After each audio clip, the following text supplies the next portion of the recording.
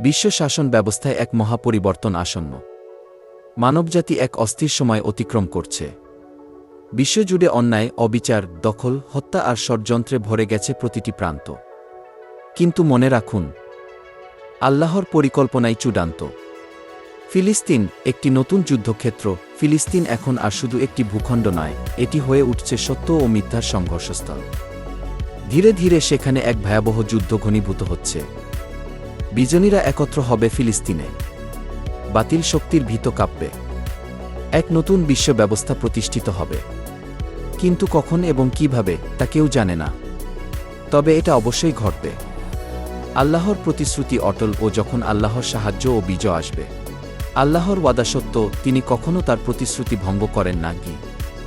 তাই হে মুমিনগণ, প্রস্তুত হও। এই লড়াই শুধুমাত্র অস্ত্রের নয়, এটি ঈমান, আত্মত্যাগ, ঐক্য ও দোয়ার লড়াই।